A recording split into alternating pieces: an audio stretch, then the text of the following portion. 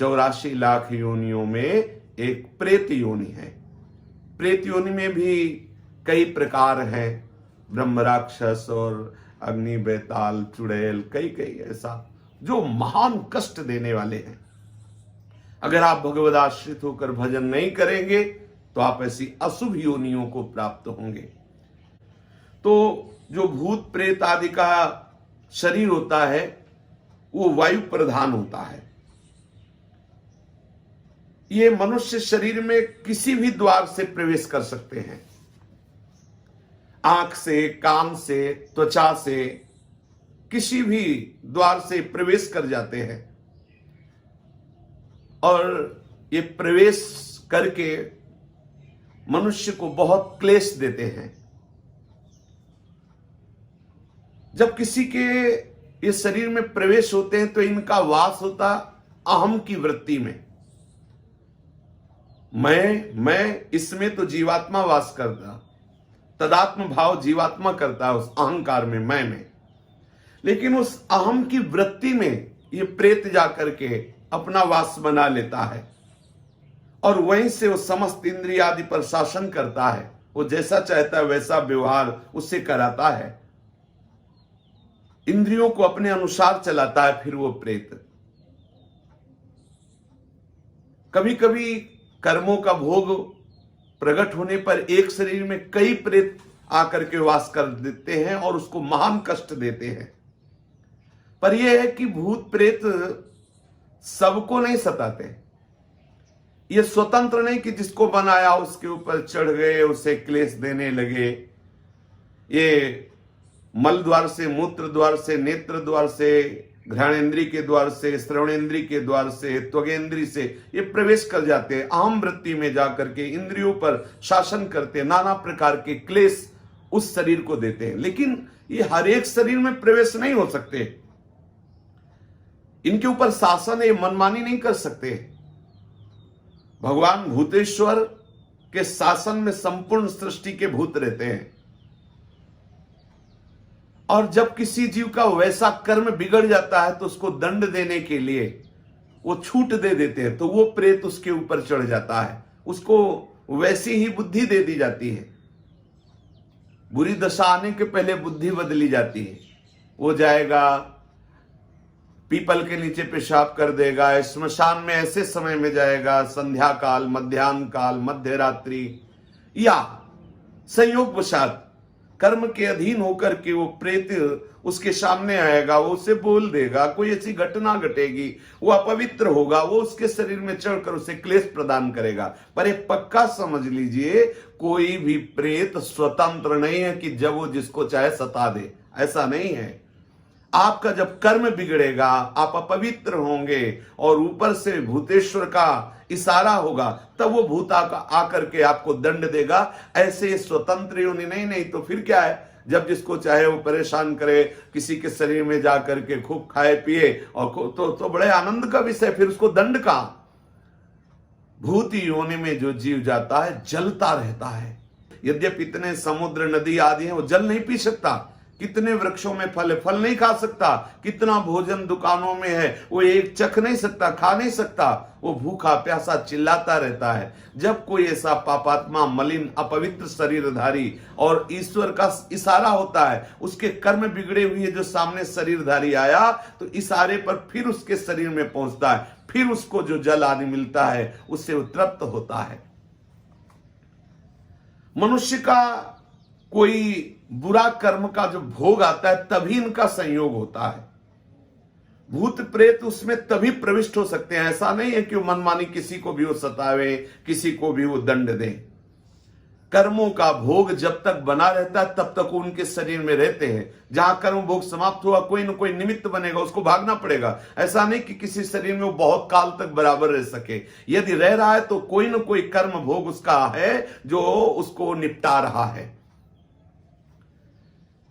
भूत प्रेत कभी कभी संत महात्माओं के सामने भी देखे गए हैं। ये भूत प्रेतों का कर्म समाप्त होने का समय आता है, उनकी योनि समाप्त होने का समय आता है, तब वो संतों के समीप जाते हैं। जो भजनानंदी भगवत प्राप्त महात्मा या भगवत प्राप्ति की प्रबल लालसा वाले संत जन है, इनके दर्शन से, इनके संभाषण से उनके सानिध्य में आने से उसके सारे कर्म जो प्रेत योनि बनाने के हेतु हुए थे वो सब नष्ट हो जाते हैं और वो मुक्त हो जाता है प्रेत योनि से। इसीलिए संतों के सामने जाते हैं। ऐसी अशुभ योनियां तुम्हें कभी सताए ना, इसके लिए बहुत सुंदर उपाय है। शास्त्र वेत्ता महापुरुष कहते हैं कि पहली बात तो जैसे वृक्षों में है कोई कील गड़ी हो, तो यदि आप भगवत शरणागत हैं, गले में कंठी है, तिलक लगाए हुए, नाम जप कर रहे हैं, तो अगर उस वृक्ष से कील उखाड़ेंगे तो वो आपके ऊपर कोई आक्रमण प्रेत योनि नहीं करेगी। हो सकता है वो कील किसी ने प्रेत को वहां अभिमंत्रित करके कील दिया हो और आपने इसे खिलवाड़ में कील निकाल दिया, संयोग आपका कर्म संयोग बना, तो वो फिर आपके ऊपर। या कोई बोतल जैसे है वो जमीन में गड़ी हुई है, उसमें प्रेत आत्मा को कील दिया गया किसी तांत्रिक ने, वो आपके द्वारा निकाली गई या फोड़ी गई तो आपके ऊपर हावी हो जाएगा। ऐसा होने पर भी यदि आप गले में कंठी धारण किए हैं, नाम जप कर रहे हैं, तो ये भयानक प्रेत योनि आपका स्पर्श नहीं कर सकती, प्रकट भले हो जाए, उसकी इतनी सामर्थ्य नहीं कि वो आपका स्पर्श कर सके।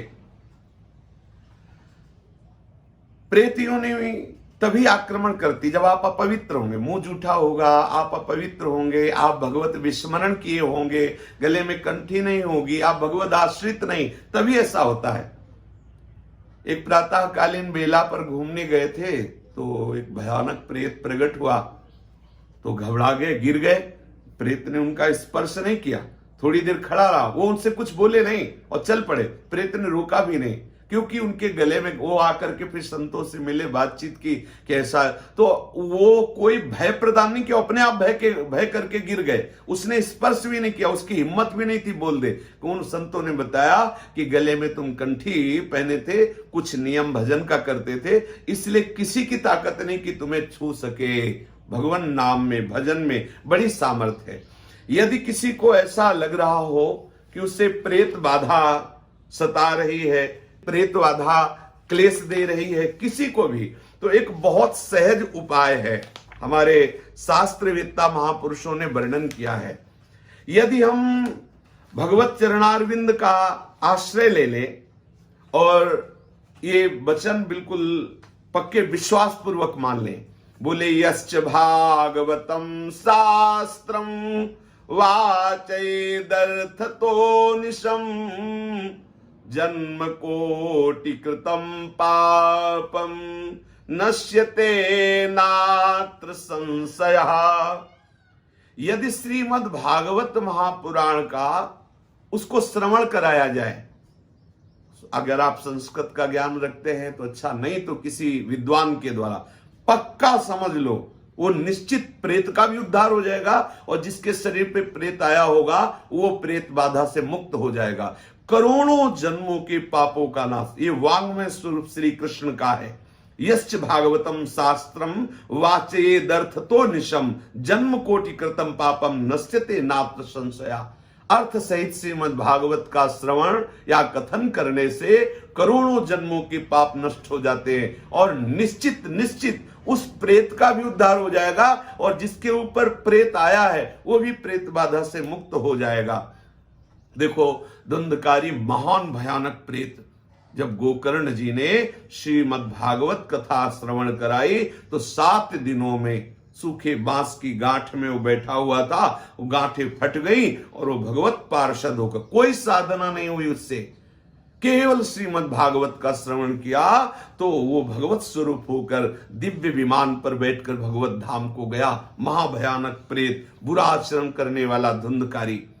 तो श्लोकार्धम श्लोक पादम वा पठेद भागवतम चयः नित्यम पुण्यमवाप्नोति राजसूयाश्वमेधयोः। जो पुरुष एक श्लोक याद कर ले भागवत का, मानो संस्कृत का ज्ञान नहीं है, तो एक श्लोक, कृष्णाय वासुदेवाय हरये परमात्मने प्रणत क्लेशनाशाय गोविंदाय नमो नमः, आधा श्लोक इतना ही बोल दे, कृष्णाय वासुदेवाय हरे परमात्मने। सामने आपके चाहे जितना भयानक प्रेत हो, टिकेगा नहीं। श्री कृष्ण का वाग्मय स्वरूप, महामंत्र स्वरूप श्रीमद् भागवत है। एक श्लोक, आधा श्लोक यदि आप उच्चारण करते हैं तो राजसूय अश्वमेध आदि यज्ञों का फल स्वाभाविक आपको प्राप्त हो जाता है। कोई भय आपके सामने टिक नहीं सकता, कोई बंधन आपको बांध नहीं सकता। आप उच्चारण करके तो देखिए, आप रट करके तो देखिए।